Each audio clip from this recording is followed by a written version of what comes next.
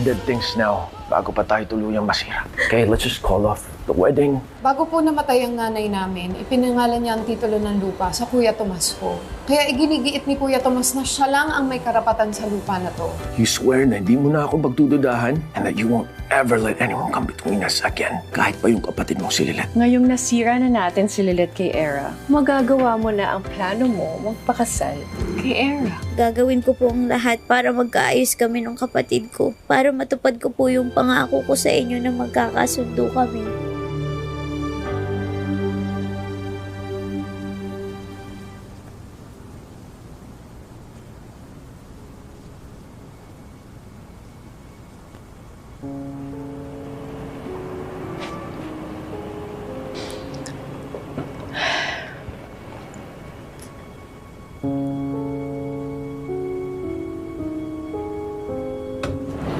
Oh, Hey, babe. babe, andito ka na pala. Just give me a sec, okay? I'm just finishing off the inventory para to sa auction ng belongings ni Matty. Lahat to ibebenta mo. Yes, and I figured na it's what Matty would have wanted.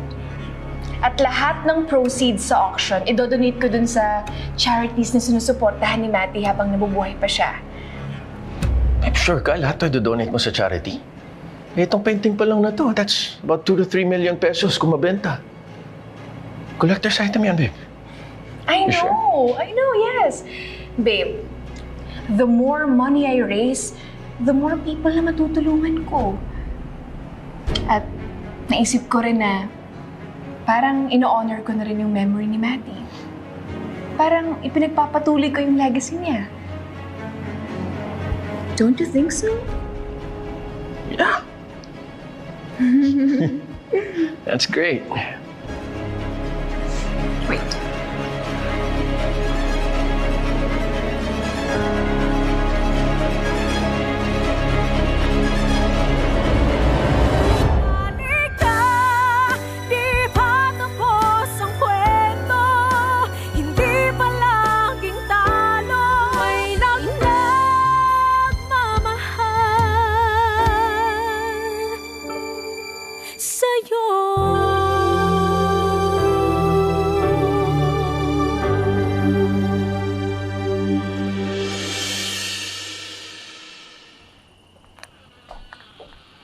No. No, Renan. I've given you enough time already. Wala na akong extension pa na maaaring ibigay sa'yo. Kailangan mo nang mabayaran yung utang mo sa akin. Look, you don't need to rush me, Patricia. Di ko naman tinatakbuhan yung utang ko sa'yo eh. It's just that I owe other people money too. Okay? Eh, nagkasabay-sabay lang talaga lahat na naniningil sa akin eh. Hindi ko alam. Hindi na ako maganda o gaga kung sino unahin ko. But I'll pay you. Okay? You know what? I really don't care kung marami kang utang at kung sino-sino pa yung pinagkakautangan mo. Alam mo, kailangan mo nang maibalik yung pera ko sa account namin ni Ramir. Dahil pag nakita yun ni Ramir, baka lalo akong pagdudahan at paimbestigahan na ako. Eh, would you relax? Please? Mas lalong magdududa si Ramir sa'yo kung masyado kang paranoid. Hala? Anong gusto mo? Hayaan na lang na tumunganga ako at walang gawin? Hintayin ko na lang na madiskubre ni Ramir lahat ng sekreto natin, eh masisira tayo niyan at makukulong tayong dalawa. Kaya utang na loob. Pwede ba? Bilis-bilisan mo yung panghuhut-hut mo ng pera kay Era nang mabayaran mo na ako. Huwag kang mag-alala. May naisip na akong paraan kung paano ko mapapabilis ang pagkuha ng pera ni Era. Really? How are you planning to do that? Just trust me. I know what I'm doing.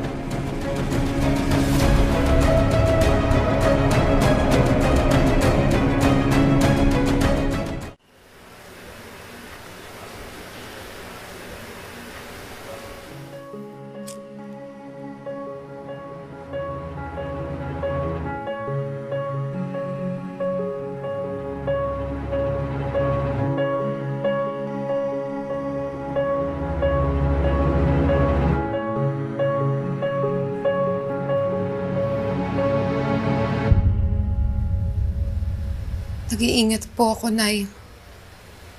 Nakikinig ako kay Attorney Lilet Matias.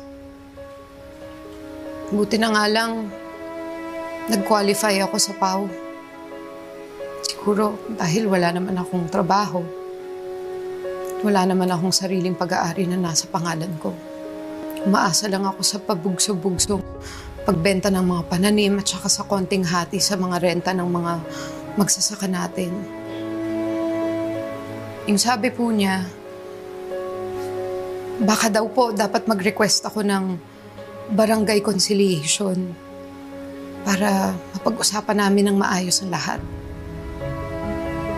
Mas mabilis at mas murang paraan daw to kesa magsampa kami ng kaso. Baka ito na din yung maging paraan para magkaayos na kami.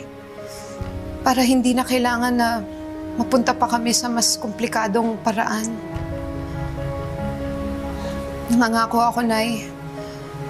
Gagawin ko ang lahat ng paraan para magkaayos kami. Para sa inyo at para sa mga naiwan niyo sa amin.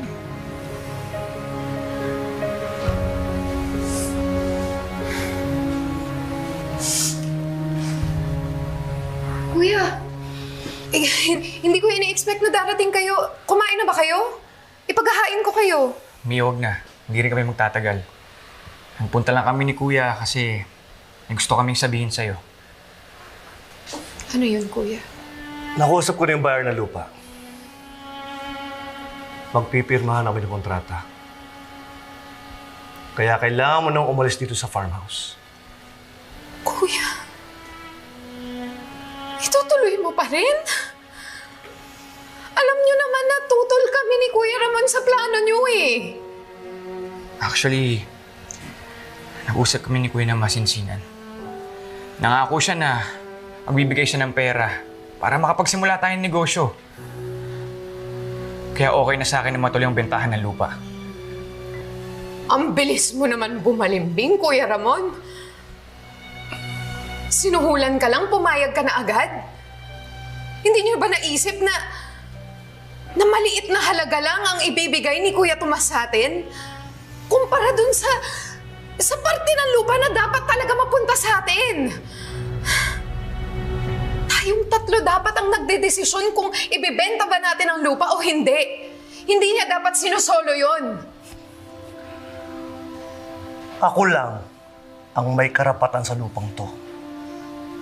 Sa akin lang gusto mapunta ni nanay. Kaya bago siya namatay, inilipat niya sa pangalan ko ang titulo ng lupa. Hindi ako naniniwala na ayaw kaming pamanahan ni Nanay. Alam ni nanay, kapag binenta ang lupa, lulustayin niyo lang mga parte niyo. Uubusin lang ni Ramon ang pera sa pambabay niya. At ikaw naman, gagamitin mo lang yung pera para sa pagsusugal mo. Matagal na akong hindi nagsusugal. At alam din na yon dahil nung panahon na malubha na siya, ako lang yung nandito at inaalagaan siya. So feeling mo, dahil inalagaan mo ang nanay, may makuha ka? Huwag mo isumbat yun. Baka nakakalimutan mo. Ako lahat ang sumagot sa pagpapahospital ni nanay. Nagpapadala ko ng pera para sa mga gamot niya. So sa ating tatlo, ako ang may pinakamalaking nagawa kay nanay. Kaya sa akin na gusto ipamana ng lupa.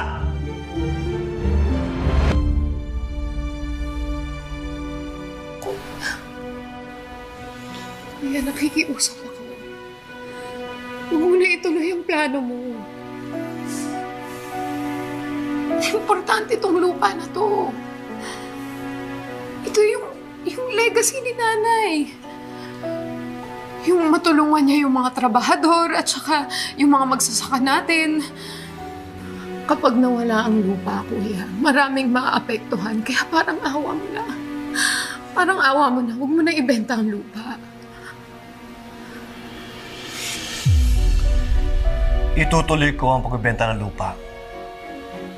Kakausapin ko ang mga trabahador at mga magsasaka. Kaya ikaw, bibigyan kita ng 2 linggo para umalis sa farmhouse na to. Tara na. Kuya, nakikiusap ako.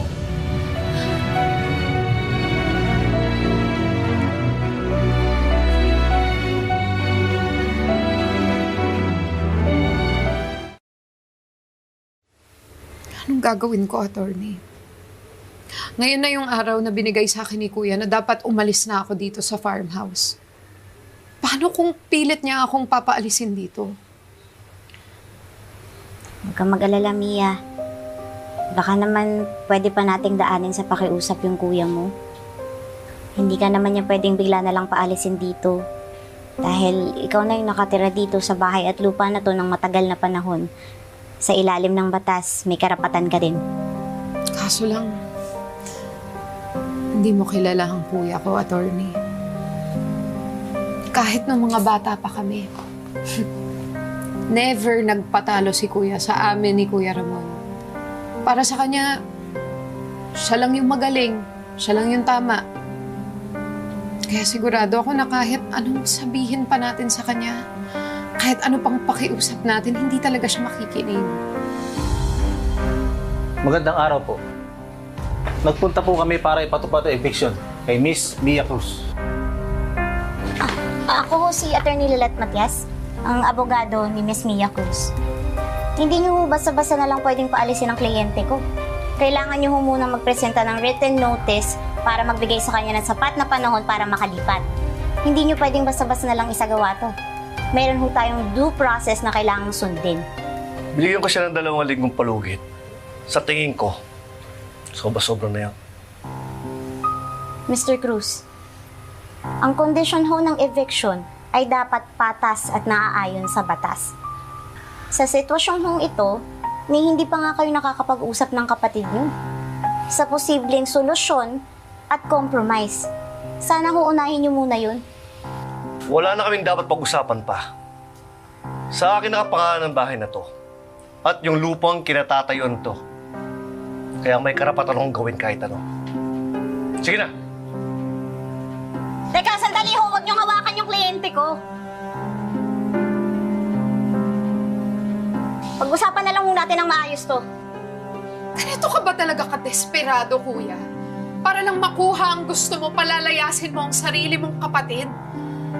At hindi mo ba naisip na napakatagal inalagaan at pinagyaman ni nanay ang lupaing ito? Tapos, ibebenta mo ng ganun-ganun lang? At higit sa lahat, ako ang matagal na nakatira dito. Ako ang legal na umuokupa dito sa pag-aari na to ni nanay. Mia, huwag natin palakihin ito. Tanggapin mo na lang yung offer sa'yo ni Kuya. Sapat na yun para makakuha ka ng titirahan. Bagong business. Huwag mo akong itulad sa'yo, Kuya Ramon. Hindi ko kailangan ng konting limos na yan. Ang ipinaglalaban ko dito ang karapatan ko bilang tagapagmana din ni nanay. Ang sabihin mo, gusto mo lang makakuha ng mas malaking pera. Nagpapatas ka lang ng presyo eh. Kaya hinaharangan mo yung pagbebenta ko ng lupa. So ako ngayon, yung gahaman at mukhang pera? Sino ba sa ating tatlo ang umaangkin sa lupang dapat pinaghahati-hatian nating tatlo?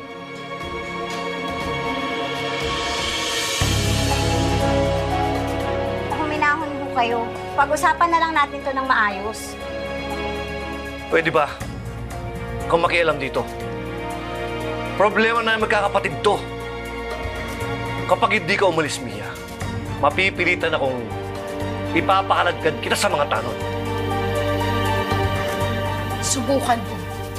Hindi ako natatakot sa'yo. Tumigil na kayo. Walang mariresolve kung hindi dadaayon sa init ng ulo. Doon tayo mag-usap-usap sa barangay para ayusin ito.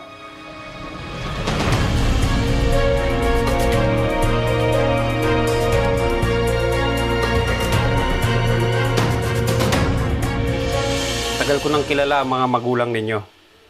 Madalas nga akong bumisita doon sa bukid ninyo noon. Naalala ko ng mga malilit pa kayo. Mukha naman kayong magkakasundo. Bakit ngayon nagbabangayan na kayo?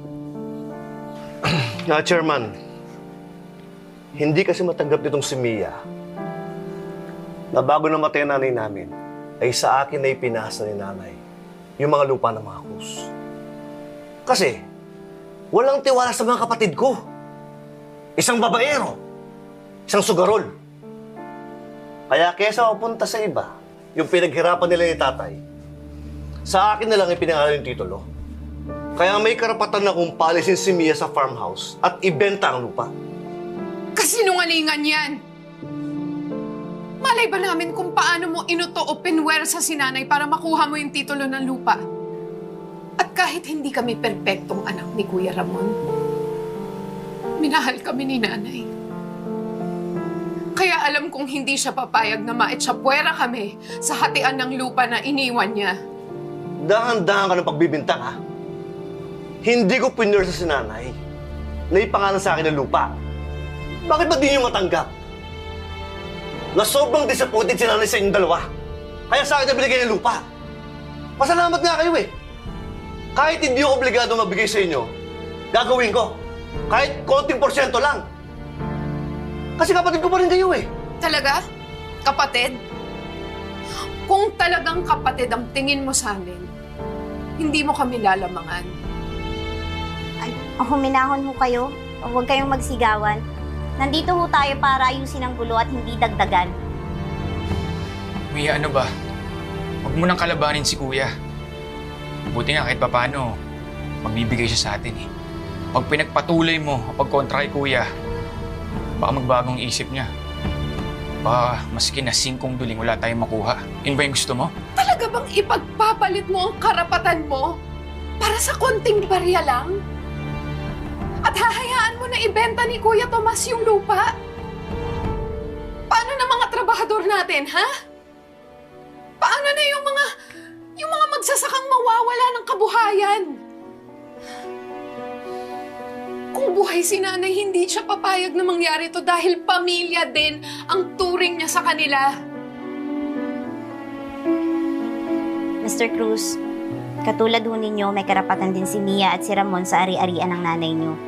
Maliban na lamang kung merong valid na dahilan for this inheritance.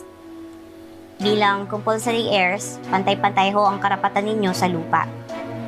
Lalo pat walang sapat na katibayan kung paano bigla na lang nalipat sa pangalan ninyo ang titulo. Hindi nyo mapipigilan ng mga kapatid nyo na tutulan yun. Basta. May titulo akong hawak at sa akin nakapangalan ng lupa. Kaya ako ang lehitimong may-ari nun. At kahit magtalo tayo dito buong magdamag, hindi niyo ako mapipigilang paalisin si Mia sa farmhouse at ibenta ang lupa.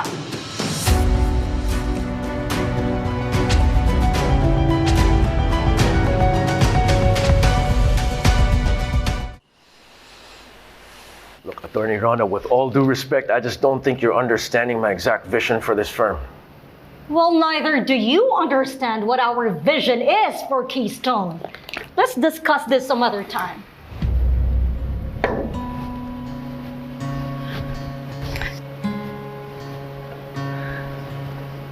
Babe. Babe, anong nangyari? Bakit nag-argue kayo ni Attorney Rona? Is there a problem? Well, paano hindi kayo mag-argue, babe? Paano hindi ako mabubwisit when I feel like my position as principal managing partner here in Keystone is being undermined? I mean, why did she even bring me here in the first place if she's the one who's still gonna be calling all the shots, right? Gusto niyang tumanggap na napakaraming kliyente in such a short span of time. And they all have very demanding corporate legal requirements, might I add. I told her that's not the right way to go. Una-una, we can't find the right associates within the required time period.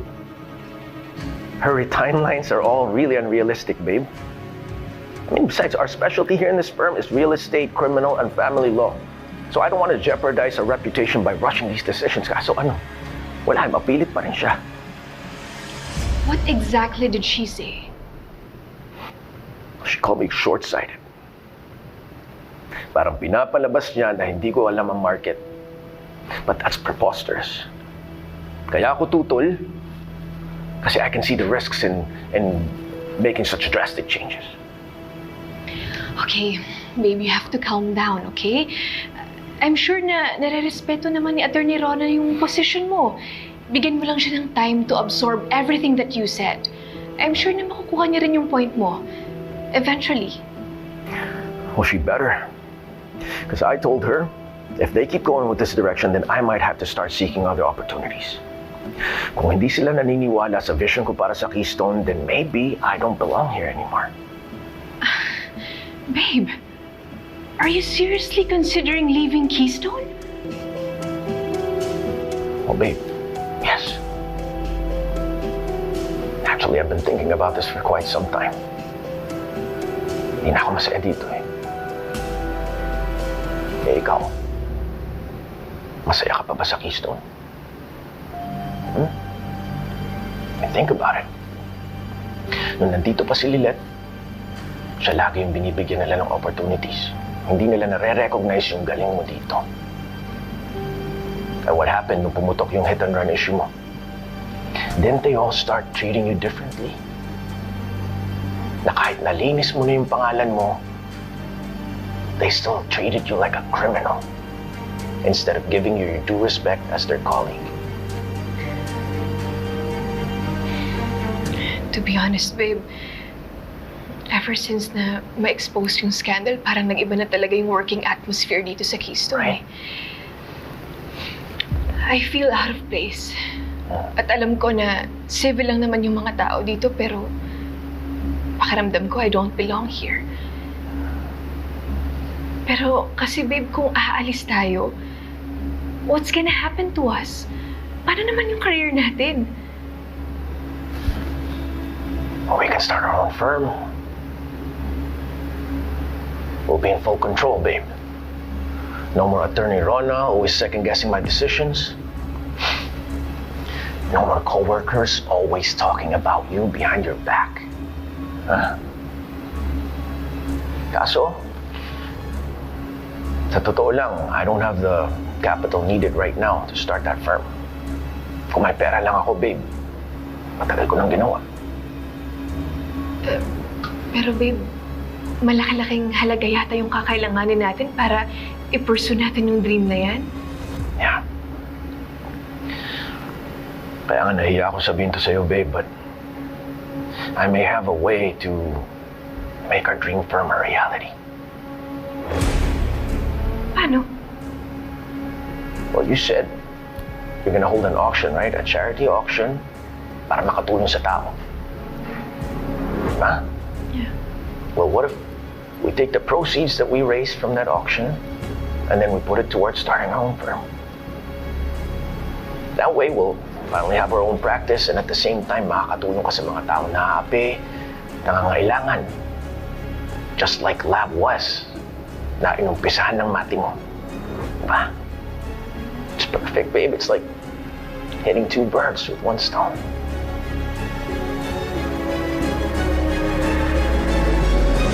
Akin ang lupang yun. Kaya gagawin ko kung anong gusto ko. Kaya kahit maglupa sa sa pagmamakaawa, hindi kayo makikinabang sa lupang yun. Ayan. Eh, di lumabas na din ang totoo. Swapang ka. Makasarili ka. Kaya kahit ikaw yung pinakamatinong anak sa ating magkakapatid, hindi mo matanggap na hindi ikaw yung paborito ni nanay. Inggit na inggit ka sa akin noon. Dahil kahit pasaway ako, kahit nalulong ako sa sugal, tinanggap pa rin ako ni nanay. Minahal niya pa rin ako. Tumigil ka, ha? Tumigil ka! Dahil kahit ganito ako, hindi ako masamang tao katulad mo. Bawiin mo sinabi mo! Hindi ko babawiin dahil totoo yung sinasabi ko. Tumigil ka na! Tama na! Bakit hindi mo na lang kasi aminin na ginagantihan mo kami ni Kuya Ramon? Kaya mo pinagdadamot sa amin ang karapatan namin sa lupa dahil mas minahal kami ni nanay. Tala ako, Mr. Cruz! Huwag niyo siyang saktan, kapatid niyo ho siya. Tama na, tama na. Huminahon kayo. Upo muna kayo. Nag-aaksel lang pala ng panahon dito eh. Chairman! Utusan ng mga tao mo. At sabihin mo sa kanila, paalisin si Mia sa farmhouse. Pasensya na, Tomas. Pero pagkatapos kong marinig ang magkabilang panig, pati na rin ang opinyon ni Atty. Matias, napagpasyahan ko na mas mainam na makakuha ka muna ng ejection order galing sa korte para mabigyan ka ng karapatan para paalisin ang kapatid mo. Hanggat wala yon, hindi mo na kami makikialam. Nag-aaksel lang akong papunta dito eh. Ito tatanda mo, Mia, kapag ipinagpatuloy mo ang pagkontra sa pagbenta ng lupa, Baka kalimutan ko magkapatid tayo. Tara, Ramon. Kuya Ramon! Huwag kang maging sunod-sunuran sa kanya. Manindigan ka naman. Gawin mo naman ang tama. Mia, pasensya ka na. Hindi ko kayang tablahin si Kuya. May pamilya ako na kailangan buhayin. Kailangan ko ng tulong niya.